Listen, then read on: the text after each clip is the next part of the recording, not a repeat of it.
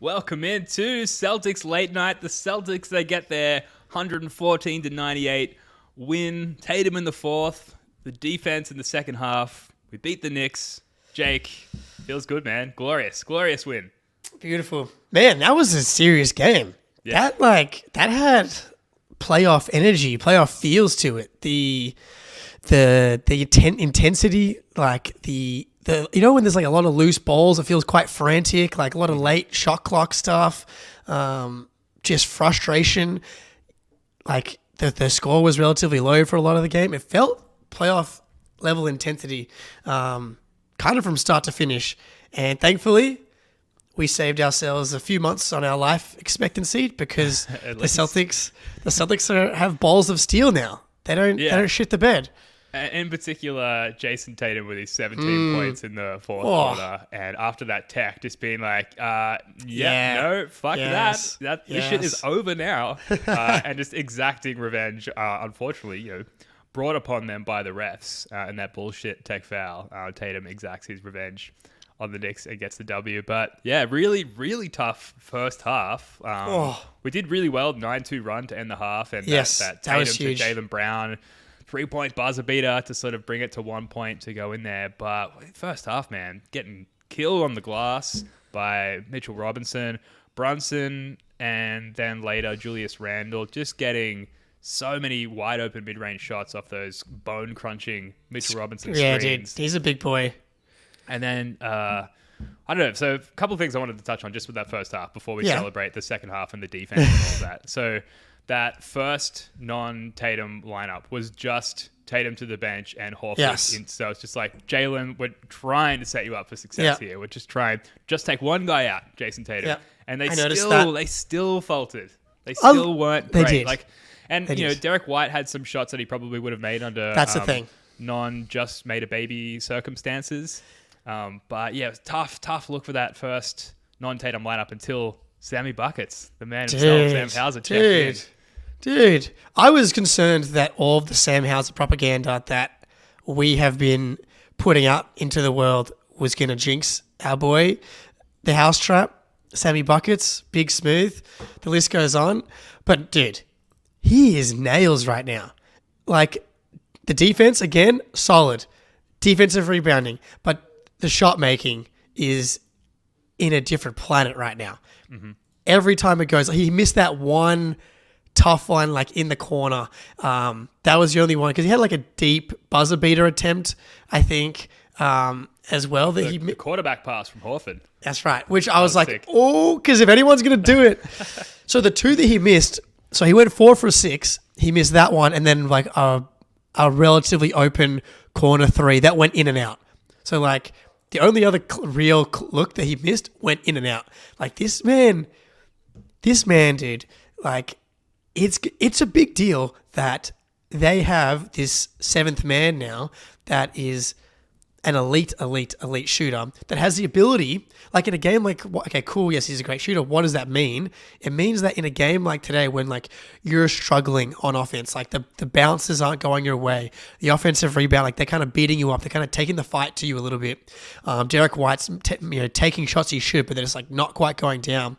And Sam Hauser just comes in and completely loosens up the defense with his shot making ability, and that just opens up the court. And every day, and every game that he does this, it just loosens it up. He moves one line higher on everyone's scouting report every single game because, like, he kept them in the game. Like, in that first half, like, all he needed to do was stay connected to the Knicks, and he was the reason they did it, really. Yeah, that's why I wanted to talk about him first, even though there's so many awesome things that happened in the second half. It's just, like, without that Hauser stint, it was really like the Tatum lineups and then the Hauser lineups. Forget the non-Tatum lineups or the Jaylen Brown lineups. It was all about that Hauser there. And then, celebrate Sam Hauser. Well, talk about, setting him up for success. It's like, we tried, but like actually setting up for his success is putting him on the same court as Sam Hauser because Tatum, Sam Hauser, Porzingis, that's really the hierarchy now. Yeah. Shout out to the bench. Yeah, boys. Pritchard also. Yeah, boys. Just not terrible in this game. Actually, He's quite good. Quite Good. good. But Good. we'll save the Pritchard talk to later in the show.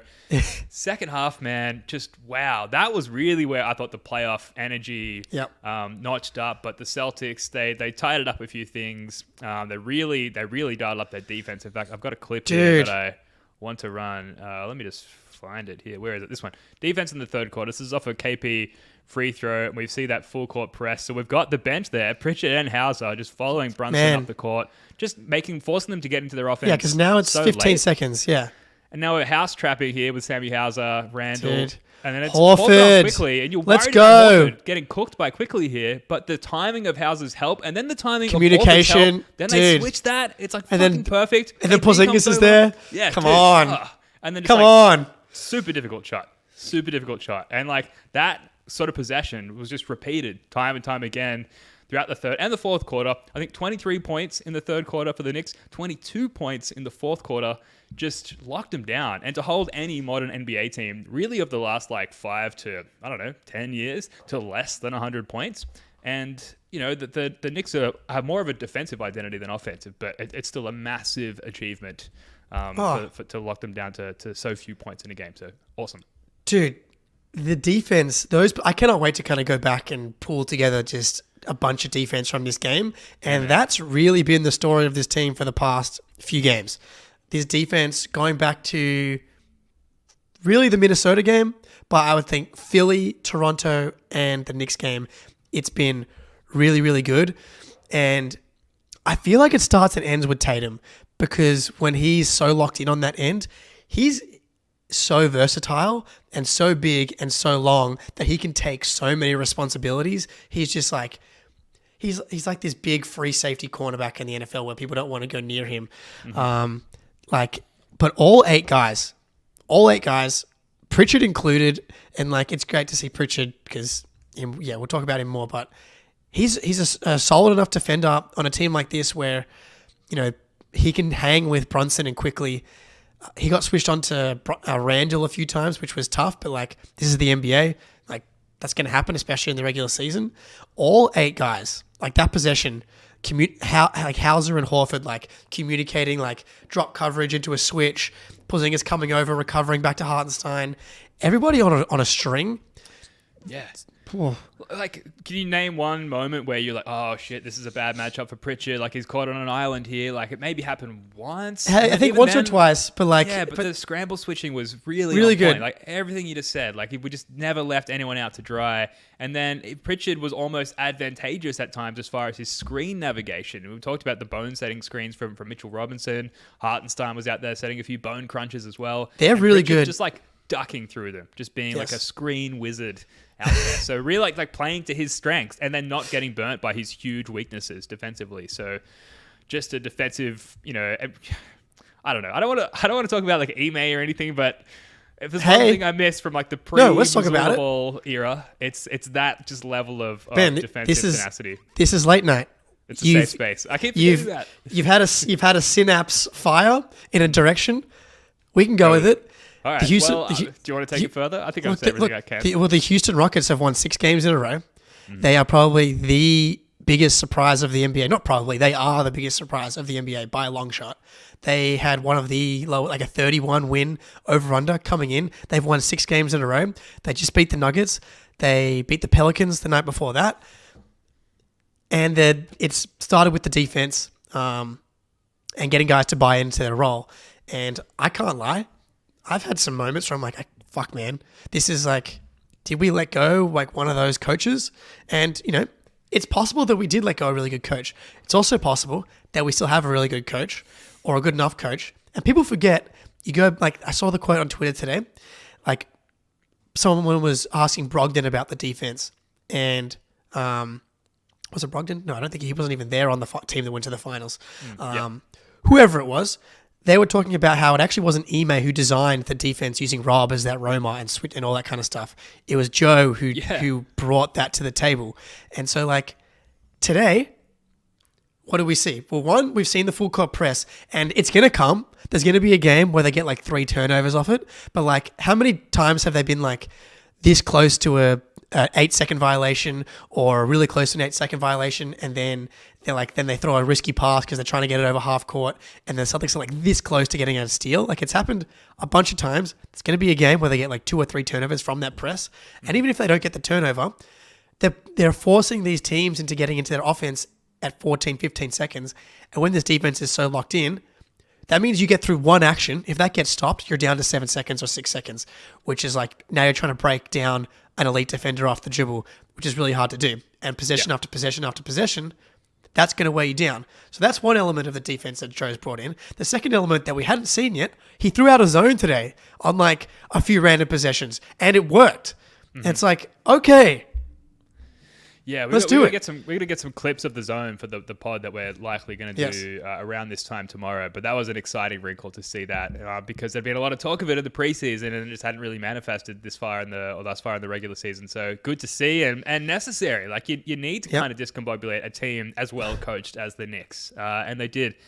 Which is fantastic. Shout out to all the commenters. Yes, welcome. Reading all your comments, trying to put them up here on screen. And we were talking about this after our podcast yesterday. We do a shitty job of asking people to like the stream and subscribe to the show and all of that. So if you're here, click the like button. I know it's cliche, but like it does help get this in front of more people. And then once we get the show in front of more people, it helps with our clout. We can get better guests and it sort of builds the show and comes back around to you as a better product. So it's well within your right to like and subscribe and share with your mates and all that stuff.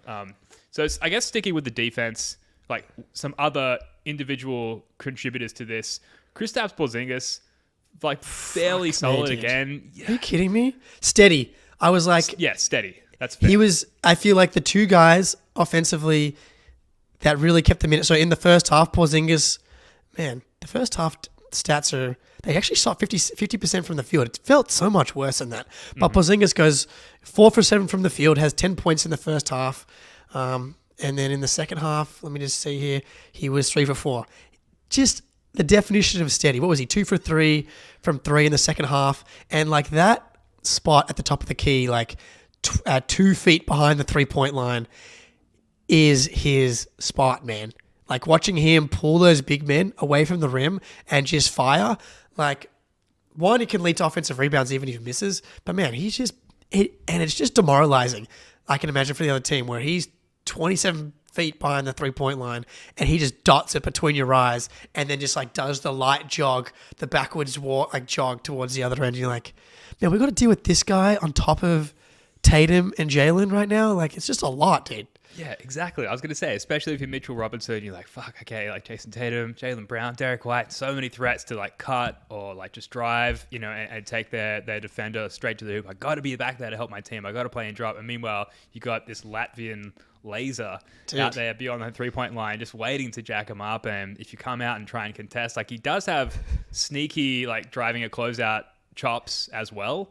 He's been trying to get to it. He's like, he hasn't been able to really hit it. Very lanky. Yeah. Which works in our favor. But, what he's able to do, like, on some of those, like, he hasn't gotten a lot of really clean closeout attacks so far this season. Had a few, but, like, he attacks, gets a little bit of an advantage and then, like, starts a post up, does a spin, and he gets fouled on a lot of those, like, because guys really want to contest his shot, and he's, like, throwing up this... Like, he had another one today where, like, someone fouls him and it's, like, a really awkward, like, flip-up. His touch. He has such elite skill, like, putting the ball in the basket. Like, he's finished a bunch of these and ones. And, like, timely today, I thought. Like, really kept them above water a lot of times throughout this game where they really needed it.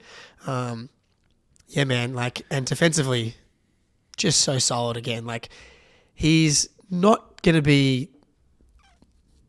winning defensive player of the year, but like all you need is for him to do what he's doing and like contest everything and give the point of attack defenders like a little bit more to work with up top. Mm-hmm. It's beautiful.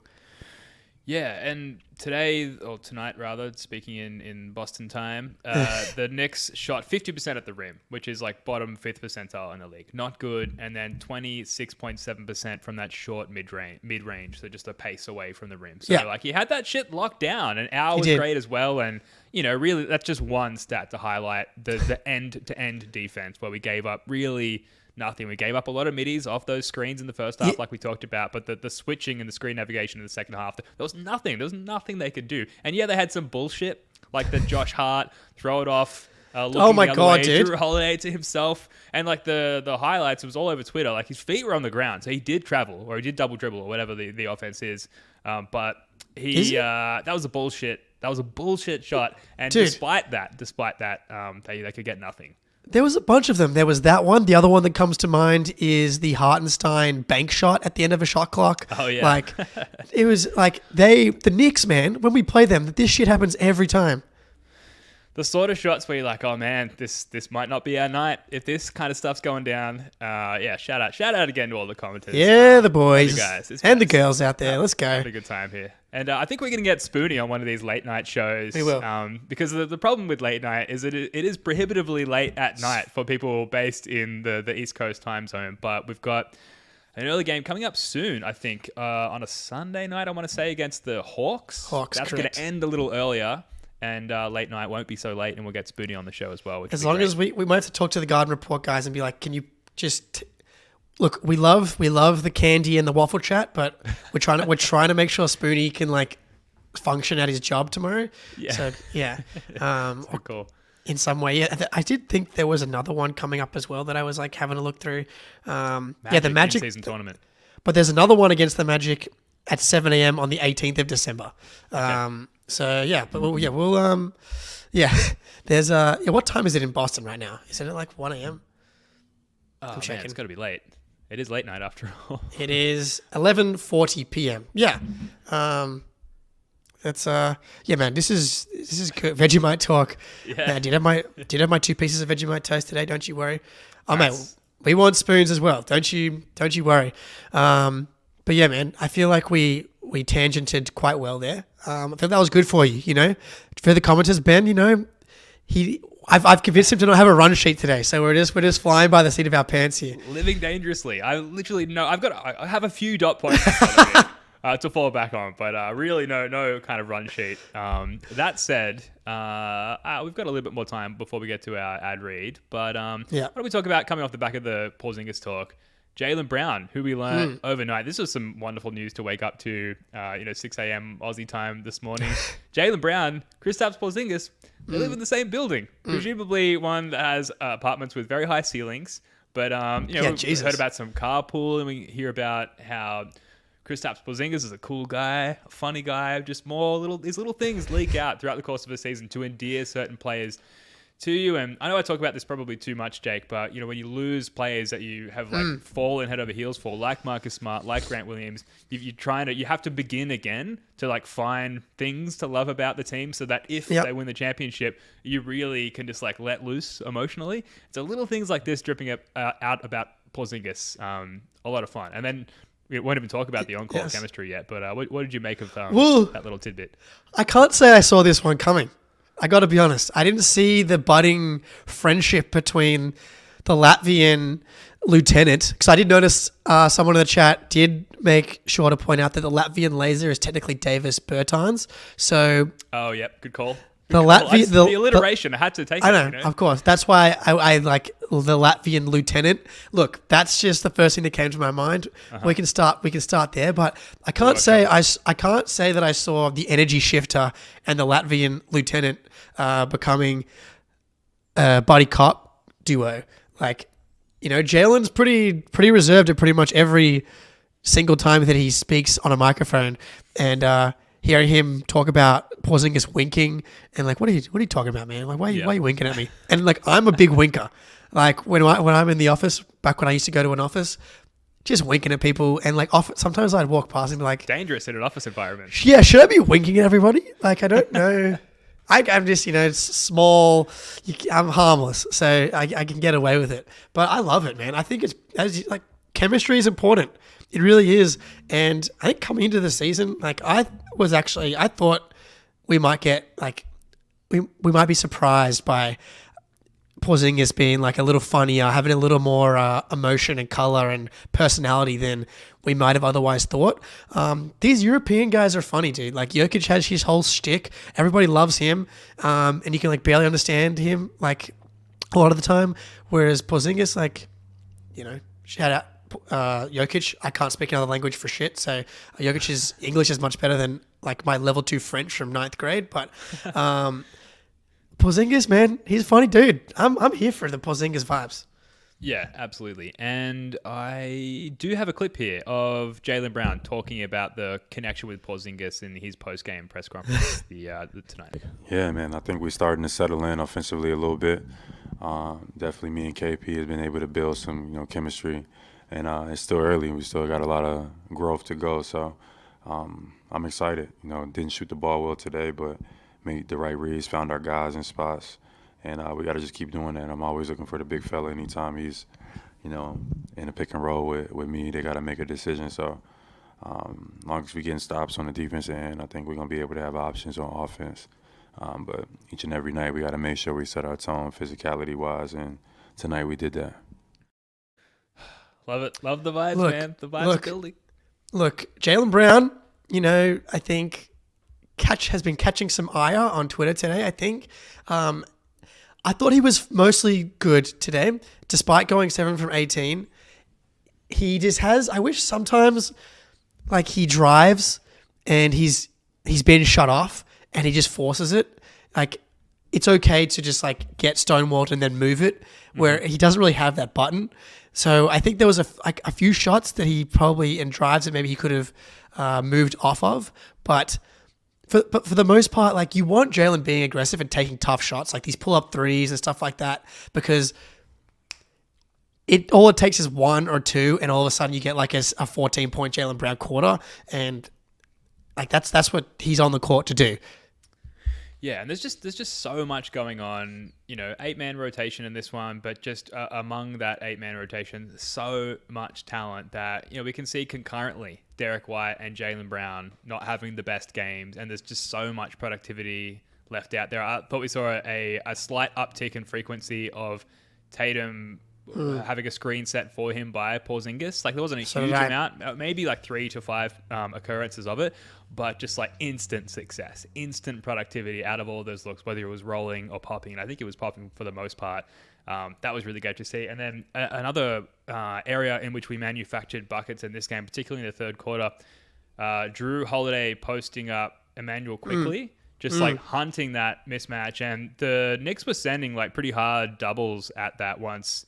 Yep. Drew got him sort of bodied under the basket. But then if he wasn't finishing, which he did on 1 or 2 occasions, he was easily finding, wide open shots for his teammates off of the doubles that were being sent. So and that's just that specific matchup against that particular team. And with all of those looks, with like an all-star top 6, like we can afford for Jaylen to just have those sort of shitty games, and then like in the Raptors and against the Nets, like he's the guy leading the offense as far as the scoring is concerned. So I think that's going to be sort of the thematic theme for the Celtics throughout the regular season. But like we're beginning to see that it works, I guess, and it's man, what a luxury it is.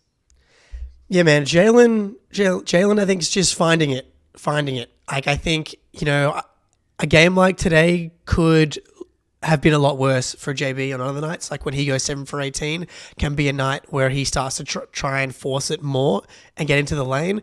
But Holiday, man, like, yeah, he's, I got to say, he was really solid tonight in particular. Like I thought that he really picked his spots quite well. He does just take some of those shots though, where you're like, it feels like he has the shot and he like hesitates, takes a dribble, pulls it back and then shoots it, and they go in. So, yeah, he's like Marcus Smart took his ADD medication, but like Jrue Holiday also forgets to take his ADD medication like once every 3 to 5 games. So, like, he has Marcus Smart in him, absolutely. I'll leave that alone. I want to get to this comment from Pete. Come on. That there's an ancient Latvian legend about a hero named Bear Slayer. Okay. For a sweet nickname. So, all right. The Bear Slayer? We're not gonna workshop it here unless you've just something has come to mind for you, Jake. But That's a great start. We'll work with that. We'll get back to you guys. I'm keeping the Bear Slayer on hand, and I'm gonna be going on YouTube and watching videos about the Latvian legend. You better not be lying to me, Pete, because I'm gonna be definitely jumping into the Bear Slayer lore and bringing some important facts to the next late night. Yeah, I can't wait. Can't wait for that, which is hopefully very soon. Every night, really. We should just talk a little bit more about Tatum in the fourth quarter. We should talk about more Tatum. Shooting start in this game, but we talked about how amazing defensively. We talked about on the last podcast as well, just how he shut down like a quadrant of the half court defensively.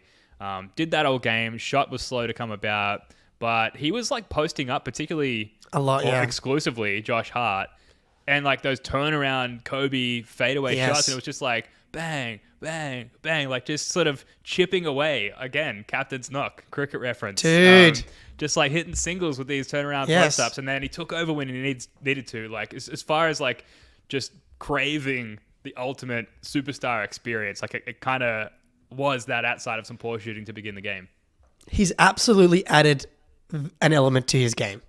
Like so Tatum took a couple bad threes late, but again, these are the one way of looking at it. Yeah. These are the superstars. Luka, whoever, basically all of them besides Jokic take bad shots. Once Tatum got a couple of them to go in, then I was comfortable with him taking them.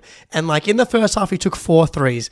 I've decided the number of Tatum threes that I want per game is 8, but like he took 4 in the first half, and he ended up getting to 12.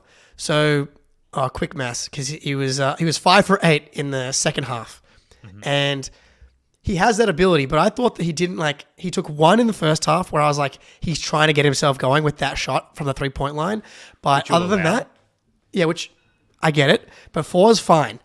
I think that's a good number. We want him there. But this mid post range, like every single team is going to have guys on the court that Tatum can kind of get into the post and bully ball, and watching him, and it's an array of options from down there.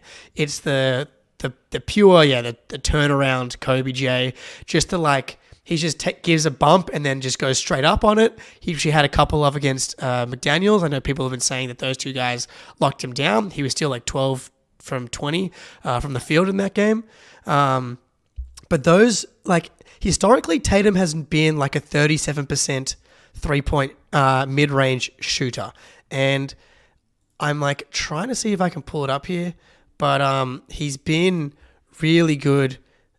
He was 50% from the mid-range the last time I checked. That was only like 3 or 4 games into the season. And so it's going to be too hard for me to find right now. I'll bring that to the next podcast, because I do think it's a very important addition, a very important trend. 10 games into the season now. I think we've got a, relatively big man that kind of flies a little bit. You really got to sit back and enjoy it, because 10 games, 8-2, which is a beautiful sounding record. 8-2. Wish it were 10-0. I mean, if you think about how close those 2 losses were, man, just that close to being 10-0, which seems unfathomable. I'm working on. Yeah, go ahead. We're on a 65 win pace currently, which is good. Feels low. I preferred 82, but that's better. That's good. Technically, it is technically better. Yes. Yeah. I'm working on this. I don't know. Just to go a tangent here, seeing as we're a run sheetless, Jake is. Look at him go! OpenAI just released all these new ChatGPT features where you can build your own custom GPTs, and I'm gradually working on building a custom GPT where we can query current NBA stats mid pod. So if you've got if you want to look up Tatum post up numbers from 2-point range or whatever it is, you can just type it into a query and it'll deliver it to us. Then we can put that on screen. So this is why you got to subsube to the channel. Right? Okay, dude. Yeah, seriously though. Enhancements here. The production on this show is on another level compared to everyone else. What are we going to call that? We're calling it GJT. Maybe we'll just call it the Bear Slayer. Just nickname it. Everything from now on is the Bear Slayer. Yeah. I'm the Bear Slayer. What else? I was going to say Tatum, So he had a 2-game lull. Like, before the, like, even the Timberwolves game, like, he had that overtime where he kind of, like, tried to outduel Anthony Edwards. And what Tatum, I think, needs to learn, it's like, Anthony Edwards ended up winning the day and winning the propaganda battle on that day, which has led to a lot of bullshit, I got to say, from the Timberwolves and stuff, which I would do if I was them as well. So understand it. But, like, Guilty. Go back and watch. Like, Anthony Edwards wasn't going at Tatum on the other end. He was getting switches onto Horford, some other guys that aren't Tatum, who I think is, like, really, if I'm going to pick one guy to lock down, like, a wing, it's going to be Tatum. Like, pretty much every time. Like, I don't know. Do you agree with that? Oh, 1,000%. Lock down almost anyone except for, like, the Embiids and I guess maybe the Jokic's of the world, where size is just overwhelmingly a factor. He's such a versatile defender. I do agree with that. Yeah, I think... Yeah, maybe like even the smaller guys, because he's able to like hang back a tiny bit because of his length and still recover. His rear contests are elite, just given his size. And I don't know, I don't have a stat on this, but his blocks, like trailing the screener or trailing the ball handler over the screen, are really up there as well. So such a versatile defender, and like he kind of can hold his own for a couple of possessions a game on some of those bigs. But I think historically, like when it comes to Philly, who is our next matchup, I believe. Correct. Like you don't want to see Tatum defending Embiid on too many possessions, but certainly sending the help or that's the thing. He's so good on help. Defender with the help coming, and the timing of a help in this game. Obviously, the application of that is different when you look at an opponent like the Sixers. But just to see little things like that emerging is a clear indicator that the team are, like you said, on a string, on the same page defensively. So we're ready. We're ready for this upcoming matchup against the Sixers. I'm excited for it. It feels like we're really on the money as far as how the team can play at their best. Well, I mean, the Six, this is like the two best teams in the East in particular, but in the league right now, like Denver's faltering, partly to do with Jamal Murray going up. Yeah. The Sixers have won 8 in a row. Yeah, that's. I don't know if you knew that. Time to end that. To end that. I try not to pay attention to things that are good about the Sixers, and there's a lot of them at the moment. There's a lot of guys out there. It's hard to avoid all of the pro Sixers talk, dominating the national media landscape as well. Well, yeah, what I was going to say is on Tatum was that we had the Timberwolves game, and then which I went on a tangent. I was going to say on that, by the way. You can try to outduel Edwards, but don't go at Edwards or McDaniels one-on-one on the other end. That was his mistake, where Edwards was going at the lesser defenders, getting the highlights. Tatum was going at the best defenders. That's his mistake in a lot of times, actually. He's like, he just like set the screen, and then you still get the highlight. Alas, that game, the Sixers game, was not a good Tatum game. I thought he was passive, despite having like the 14 rebounds and the good defense again. The Nets game, he just went 4 for 11 from 3. I know he took 12 today, but he didn't jack like he did in that game. Like he took 17 attempts in the Nets game, and 11 of them were threes. Whereas in this game, it was the mid-range. He was attacking downhill. And so he had those 2 games, and the Raptors game and this game was like MVP Tatum. So we had kind of a 2-game lull, but 8 out of 10 games have been like, okay, this points us in the direction of, has he taken a leap? Has he taken a step? Has he added stuff to his game? So like 80% of the game so far, I would say that's a yes.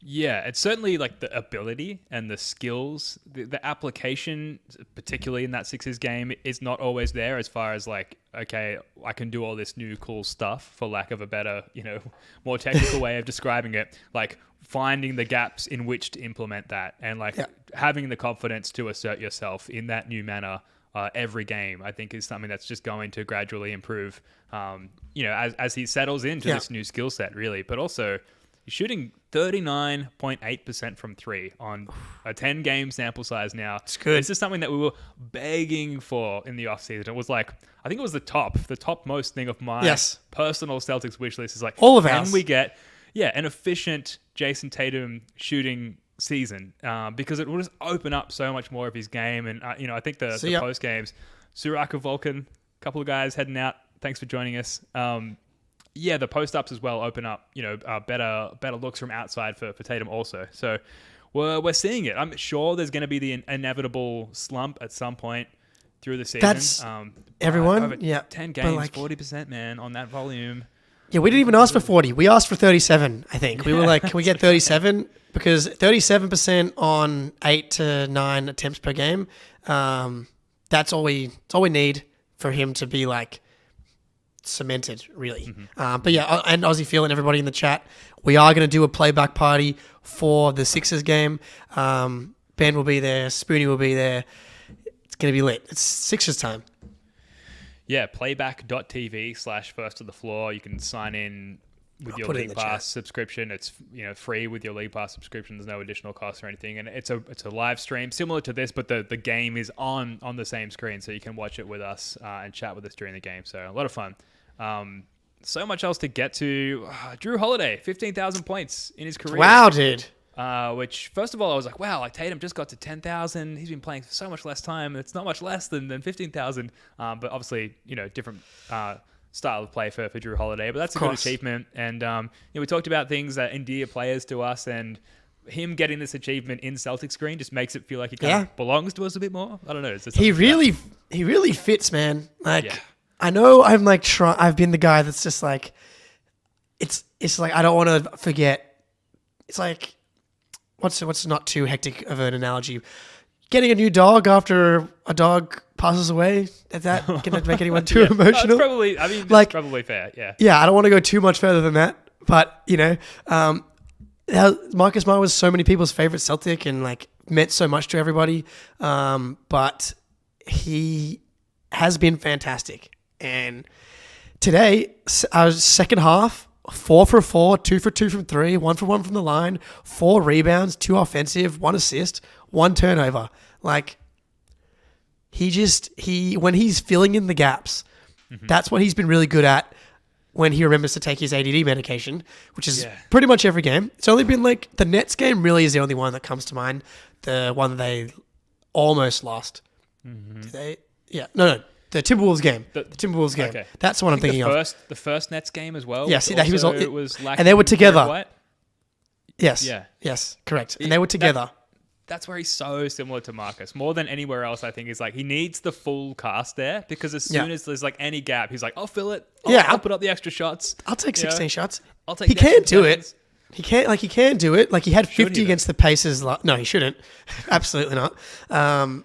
Like he had 50 against the Pacers last year, but I guess everybody has 50 against the Pacers. But man, he like him and Derek White are so good at filling the gaps. Like the fact that we're able to do what we're doing right now, while Derek White's been, he was 1 for 7 tonight. Defensively, he was still fantastic, but like he made that one big 3, but he's missing shot that he isn't taking bad shots to me. He's just missing the shots that he has been making for the past 18 months. Yeah, and he had a really crucial, not that crucial. I mean, the Knicks were sort of clawing back into it late, and he had that late game steal, sort of Jose Alvarado style, sort of sneaking in behind. I think it was Brunson, and getting it straight to Tatum for a 3, and it was good night Knicks after that. But this is, I know we've talked about like the baby boost, the baby bump with NBA players. Where is it? Well, what's happening with Derek White now is the very much more realistic sort of outcome of having a newborn in your life, which is like fucking up at work, probably fucking up at home, falling asleep at the wheel, just generally being shittier at every other aspect of your life because you're getting up a bunch of times a night. In his case, he has another kid already. That's huge. I am cheating on Heineken. I am drinking a Mountain Goat. Their brewery is very close to me here in a certain part of Sydney. So you're drinking a Jason Tatum, a goat. That's right. Yeah, Mountain Tatum, out of a there we go. Celtics koozie though. Perfect. So sticking true to the brand here. This is a slightly less sad version of my analogy. Losing your dog and replacing them with a better dog. That's probably better than the dying version. But I think the analogy has sort of come across my mind without thinking too hard about it, of like, it's like you going through a tough breakup and then you just go on like an epic run in your social life. You just, I won't describe it anymore specifically than that. Epic run. You're just like, things are working out for me. It's going to be okay. Accidentally so. A couple more things. the Hacker Robinson with 2:05 Dude. remaining in the game. Like after the Interesting. 2-minute mark, you get, I think, penalized for that approach. So like literally extremely clutch there by Joe. Just be like, quick, 5 seconds left, do it. Yeah, do it. He missed dude. both free throws. Masterful stroke by Joe Mazzulla again. Well, he did it in the Timberwolves game as well, and it right. also worked for Rudy Gobert. Dude, I think Joe's been good this year. Like, Oh yeah, definitely. we asked him to not do the Pritchard, the Jalen, Al, KP, Pritchard, Hauser lineup because you can't have Jalen out there without Derek or Jrue or Tatum. That's just setting him up for failure. What did he do tonight? Not do that lineup. There was Jrue out there as well. That's been the two of the three most used two-man lineups, two-man groupings have been Jrue and Jalen, Jason and Jalen, obviously, and then KP and Jalen. Smart, obviously. Yeah, and just not resting on his laurels with that kind of thing as well. Huge difference to last year where he refused to change things up. And was it against Philly in game 6 where he's like, okay, Finally, we'll go double big. And just like that is not a thing this year. So growth mindset, development mindset from Mazzulla here. Kaizen, you might say. Oh, dude, he is Kaizen. Like, he just didn't have a chance to really be Kaizen last year. It wasn't his fault. This is a great prompt here. Rank our top 9. Because 1 is easy. Mm-hmm. Yeah. Jason Tatum, the mountain goat, added to the list. I want to say, like, we'd be better able to survive a Jalen injury than a KP injury for actually winning a title. I think that's accurate. Just on everything that Porzingis was doing today, and even when he never touched the ball, just the looks he opens up for other people. And like Jrue and Derek can fill like those driving lanes, probably not as well as Jalen, but like they can still take advantage of those looks. Whereas with no Porzingis, like there is no advantage. So I think KP is a safe number 2. So then politically, I think we should have to say Jalen at number 3. Yeah, politically and genuinely, I think it wavers. But we're in a good place. So number 3, Jaylen Brown. Number 4, a week ago I would have told you it was unequivocally Derek White. Once he starts sleeping again, I still think it's Derek White. I trust his decision making more than Jrue Holiday's, and that's something I really value on this team, where that can be a problem at times. So is that Derek White at the fourth spot? I got Derek White at the 4th. All right, okay. And then Jrue Holiday. And then is it Horford or is it Hauser? Okay, so we did the starting 5. So starting 5 is the starting 5. Yes. Ooh. Well, we still ranked them 1 through 5. Yeah. I was like, did we miss someone? Man, Horford or Hauser? I think it's still Horford because of, well, it depends on how we're ranking them. It's like importance, significance to winning a title. I do think you still need Horford. He's playing such a different role than he's ever played before, and I really commend him for doing it. Mm-hmm. Like, I don't think he's fully figured it out yet. Like, he took 2 shots tonight. He played 21 minutes. Like, firstly, I really like the strategy with Al Horford. We haven't talked about today. But defensively, he's been really, really, really good. Like, he's making $9.5 million. He is your backup big man now. Like, the fit of Porzingis was always the main reason we loved the trade. But we've been talking about an Al Horford replacement for years. And he's just been so durable. And so his vitality has lasted so much longer than I think anyone could have predicted. But Porzingis is the Al Horford replacement. That's what he is. He's different. Like, maybe not as good defensively as Al in his prime, just because Al was so good on switches the year that we did go to the finals. But then, like, Al offensively, he was always such an important glue guy, getting the ball moving, obviously, shooting the threes. But yeah, having someone to bang with Embiid and Milwaukee is too important for me to rank him behind Hauser. I don't know if you agree. Yeah, I do agree. And just that whole, the way of posing the question of like what spell could you survive in terms of an absence. And as great as Hauser's been, like we could probably get Svi in there. We could probably get Lamar Stevens in there. Obviously, we're not getting the same production offensively, but they could play their role and, we'd still survive better without Hauser in that case. Yeah. I do think maybe like from a regular season perspective, you could make a Hauser argument and like you'd be okay with like Cornette and Cater, whoever. But like that's what I was gonna say. Like not Cornette, man. That's the thing. What do you mean? You've got to rely on consistent. He's Cornette. back. Yeah, but like he's back in a diminished role, Correct. Which is where he belongs. And as soon as it's like, here comes Luke Cornette, big Cornette minutes coming up. Yeah. Like, can we survive them? That's when you're in trouble. I think he's exactly where he can be. He's at his ceiling as far as a place in the rotation. I think that would be like that would be on the contrarian corner. Like, Hauser's more important than Horford, and like you could maybe talk yourself into it, but like it's not. And maybe, I like do that on the pod tomorrow. Yeah, 100%. Like gun to my head, Horford every day, not even close. Yeah. Gun not to my head. I think the same thing. Okay. So Horford number 6, just to get back to the rankings. Yep. Then Hauser safely, based on that discussion. Absolutely, not even close. Hauser 7. We've got 2 to go. It's Pritchard. Pritchard is 8. He's earned the right to be ranked the 8th best person on a team. Yeah. Just by playing well the last few games and responding to adversity, which the team has done in a vacuum, like in this game, going into halftime, down 1. They responded to that adversity. They've responded to losing 2 straight games. Pritchard has done his own response to adversity by bouncing back in these last few games. He hit a huge 3 today. He was like on the wing, like shot clock winding down. I'm about to watch it. He had 9 minutes to go. Celtics are up 6. Hauser swings it to him. Dude, like good contest from quickly. No hesitation, like deep behind the 3-point line above the break. That's what we need from him. Like there was still 9 seconds on the shot clock. He could have done the thing where he has been doing this season, been like kind of pump faking and then dribbling around with no plan. Fired over a tough contest, knocks it down.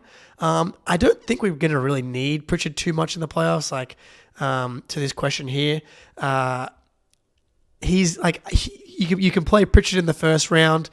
And then look, honestly, like you could see the Knicks in the second round, and Pritchard probably can like give you some minutes. The way what's the saying? Like when a series starts, like you play 8 guys, you trust, like you have 8 guys, you trust 6, or you trust 7, you play 6. That's how a series goes in the playoffs. It's like game 1, game 2, Pritchard's probably playing, and then game 3, game 4, he's not. And then after that, it's like Hauser's probably getting squeezed as well. And it's really just like the 5 guys and Horford and like a couple of minutes here and there. Yeah, absolutely. Shout out to everyone in the comments as well. Mason R says, as good as Al is on the floor, his most valuable asset is his off-the-floor work ethic, showing all the guys absolutely maintain a long, successful career. Absolutely. And then we had another comment here, just pro Al. Chris Wall, just a couple of new names in the chat. Yeah, tonight. welcome to the crew, dude. Shout out the new names, but Chris Wall has been dropping knowledge in the chat all night as well, which has been great. And then I think I saw some pro Blake Griffin propaganda. Oh, man. That's 15th man in the league. You mentioned this to me on Slack yesterday, and I was like, I look, if we signed Blake Griffin tomorrow, am I going to be happy? Ecstatic. Of course. To the moon. Floating. That being said, I think I responded being like, do we need him because Luke Cornette is good now? And then I'm really interested to see Cater come back. Obviously, the Cater hype with the injury now has probably gotten out of control because I'm like waiting to see it. And now the Cornette's actually playing well. He probably doesn't even play unless maybe they're on a back-to-back. He'll get in there. But yeah, man. Blake as the 15 guy. You got to leave it open though. You got to leave the slot open. They're too good to do a luxury fun thing for vibes. When his main function is vibes, like he can only really improve the vibes from like what are they right now? 92nd percentile in vibes. Like, they can only go up so much right now. Sure, that's fair. Did we rank the 9th person? I don't think we did. We got No. Pritchard at 8, and then I've just done a lot of anti-Luke Cornett talk, but he might, like, by default be 9th. He's probably the 9th most necessary person on the roster, I think. I would love to just be able to clearly say Lamar Stevens, but we can't. So it might be Cornett. I think I would say Lamar Stevens, because O'Shea? I don't like O'Shea. I mean, that's not true. I do not like O'Shea. I think Lamar's better, even though he hasn't been able to show us anything. So I don't think we can really say this year. Great comment here. Hype is through the roof for Cater. Haven't been this hype since Courtney Lee. That's living, dude. Days. Yeah. The last attempt of the PG Paul Pierce era. Yeah, and it was a good move. Can't go wrong with Courtney Lee. Like, my point on this one is he's the guy I trust the most if we need to attempt to survive a J injury. Like, Sure. Like, if Porzingis goes down, we have Al. If Al goes down, it's Porzingis, and I don't care who's behind because we're still going to be awesome. We can play Lamar or O'Shea or Tatum at the 5. We can sign Blake Griffin. There's many other guys. Aaron Baines, I tweeted about today randomly. I do think I would go either Lamar or O'Shea just because I think I trust them more than Svi to be able to feel consistent wing minutes. Because I think Hauser would start if one of them got injured. Agreed. Yeah. Oh, okay. actually, would he? Or would Al start? Al. Just from the minutes for Hauser would go up. But Al would be like, guys, I got to start. And I think I'd be like, yeah, fair. You can start if you want. Yeah, it depends on the length of the injury, which I hate to even imagine. He's never injured, knock on wood, so that's fine. Yeah. Okay. I can't go there. I'm having too much fun with the season. It's so good. But yeah, so Lamar Stevens, I think number 9. That's where I would have him. Yeah. Just because I think Cornett's quite replaceable, if you were to bring someone else in. I fully agree. As much as I love Luke Cornett, personally. Yes, he's been good. Good, close personal friend.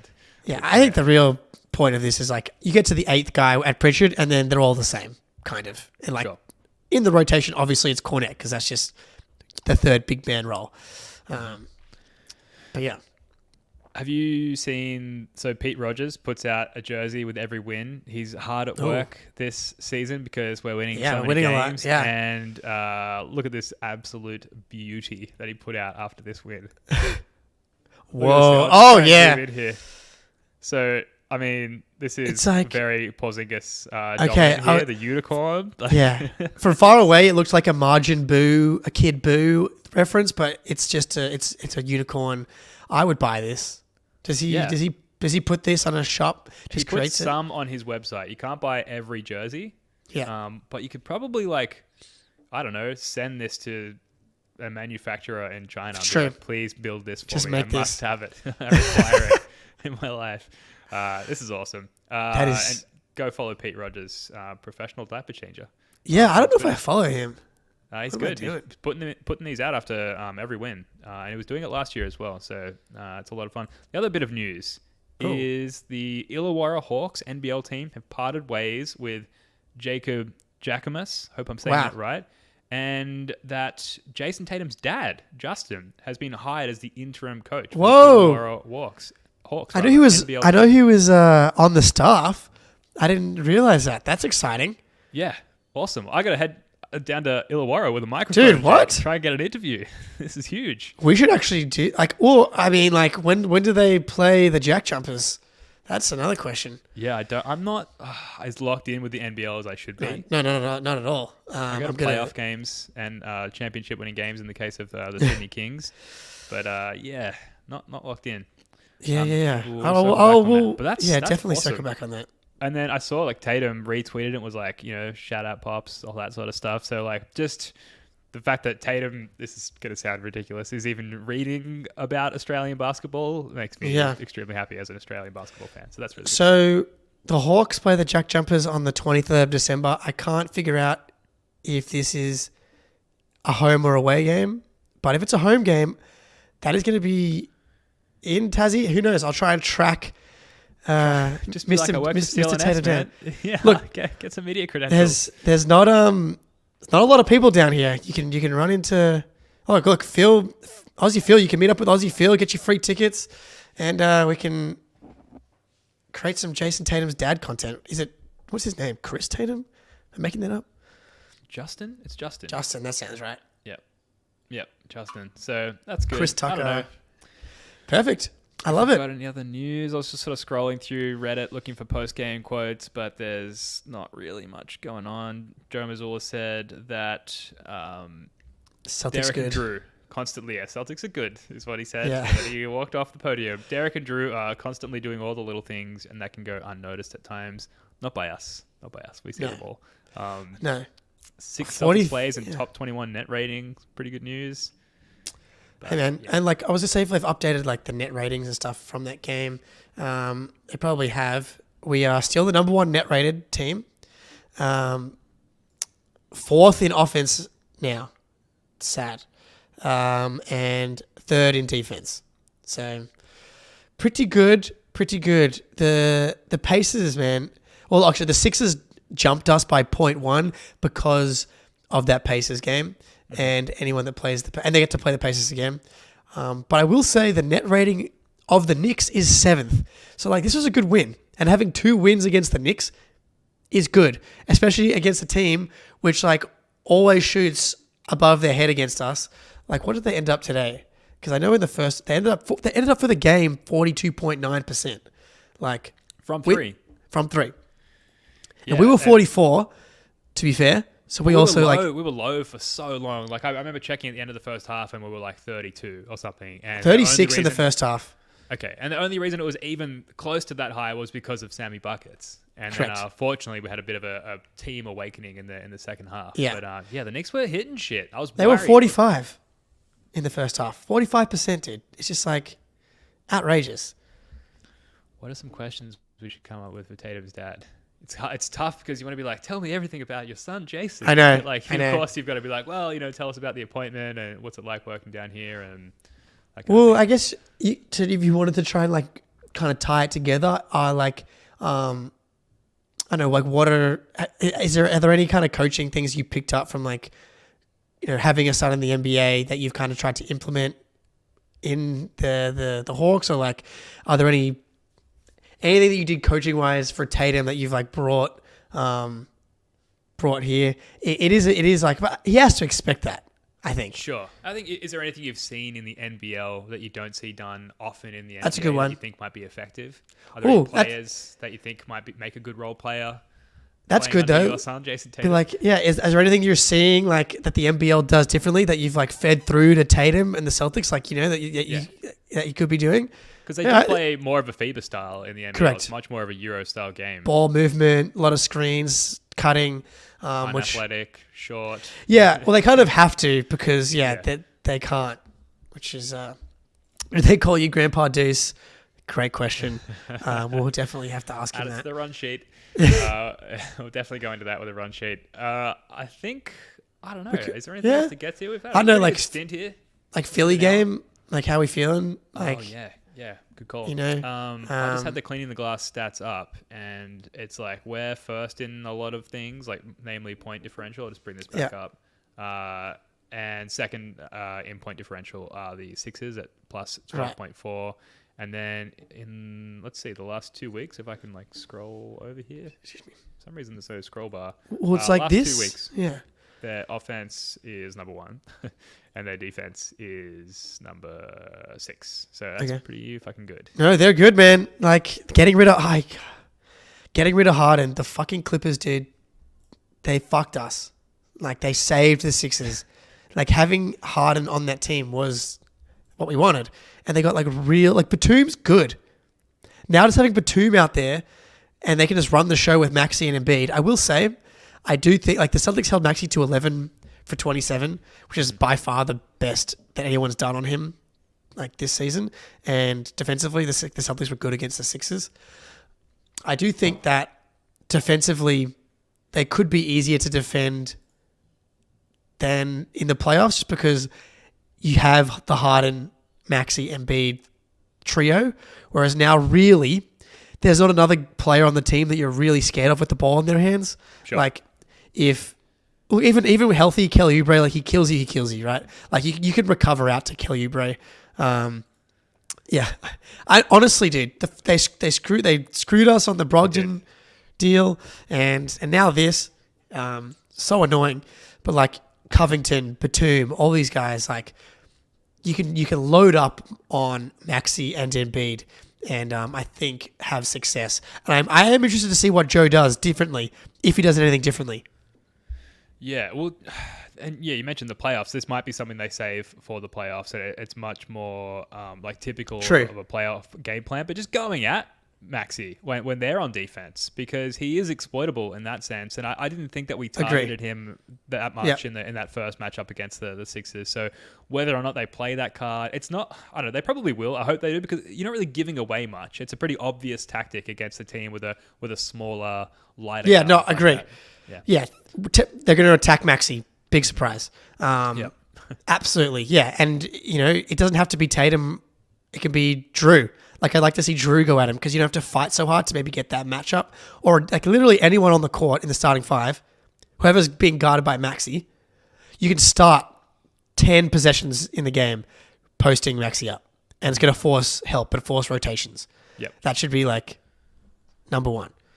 Yeah, we didn't get to our sponsor FanDuel in this one, which is fine, because we've hit our quota for the week anyway, and this won't go on the podcast feed. But I would take Jrue Holiday first bucket.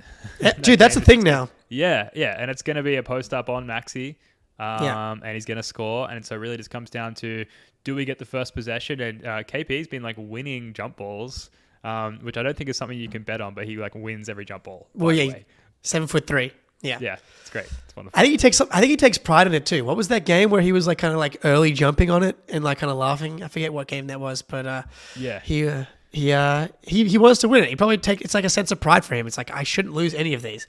Mm-hmm. And I used to never care about who won the jump ball until I realized the way that they like assign the possessions. It's like, if you win the jump ball, then you get the ball in the second and third quarters if you lose it. But if you win the jump ball, you get it obviously in the first quarter, but you get it in the fourth quarter. So I'm like, I want that first possession in the fourth quarter.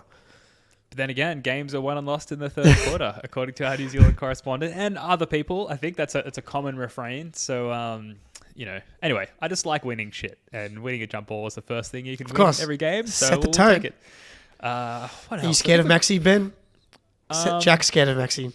I mean, I'm a little bit scared of Maxey because, like, I think I'm still stuck in the mindset of we struggle with these really quick, dynamic, speedy guards who can create a lot of space off of screens, and in a lot of cases, like, beat Marcus Smart off the dribble. It was kind of his one defensive weakness, and I still haven't quite adjusted to, okay, like, our two primary guard defenders are now Derek White and Jrue Holiday, who are much better, specifically in that area of man-to-man defense.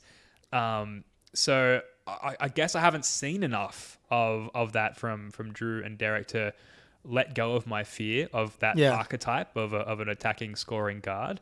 So I am still scared of Maxey, but I'm open to being made to feel differently about it by the stock exchange. Yes. No, I'm scared of him a little bit, but I do think we have just the personnel to really bother him and kind of have, for the most part, in his career. I would like, and I don't know if we'll see it, as he said, like the playoffs, we'll see a lot different coverages, but like, I would like to see a switch everything defense against the Sixers, because like, you're not going to single cover Embiid with anyone. Like, if Horford's on him, you're still doubling on the dribble. If Drew's on him, you're doubling on the dribble. It doesn't really matter who's on him. You're going to do that same strategy. And I'd like to see guys double it, like guys switched out onto Maxey as opposed to letting him kind of get downhill on some of those screens, because he's so explosive. I'd like to see, like, can I see 2 possessions of Porzingis switched onto Maxey just so I can like see how comfortable like he is in that position? I would like to see that. Yeah, and then like, is Jrue going to be too occupied with Embiid? Because that seems to be what we're sticking with as well. We'll see. I'm just looking forward to it. I feel like we're kind of ready to go back at them now. I feel like we're a more assured galvanized team going into this Yep. matchup. So, we're going to do the playback.tv/first to the floor. You'll see it on our socials. I guess a little bit later tonight. We're doing the podcast live back here on YouTube on this channel and quite likely on the CLNS YouTube channels as well. That'll be live at 8 p.m. East tomorrow night or midday Sydney/Australian East Coast time. Anything else we should plug before we wrap this up? We've got any other points you want to get to before we wrap No, up? I think we've covered it. We'll talk about it all tomorrow. Tune in live. We're going to dive into the film, and I'm going to have a really good look at a lot of the defense. I was just in awe of some of the defense from today. But go join the playback room, subscribe to the YouTube channel, and then follow us on Twitter, Instagram. Just do that, please. It'd be great. I already feel dirty. Like we said earlier, I know. we don't do a good enough job of promoting ourselves. But please. And then when you do it, you're like, oh, if you want, or don't. I Just don't care. do it. Guys, it takes 5 seconds. You're right there. We're all going to party all season long, and it's going to be great. Yeah. All of that said, please definitely do it. Tell a mate, tell a friend as well. What's the harm? The worst case, you get some wonderful Celtics content on your timeline, and it makes your algorithm more Celtics centric as well. So, anyway, enough of screwing ourselves. All right, I think that's gonna do it. Like, subscribe, all that stuff we just said. Catch up with us tomorrow. Jake, love your work, mate. Until next time, go Celtics.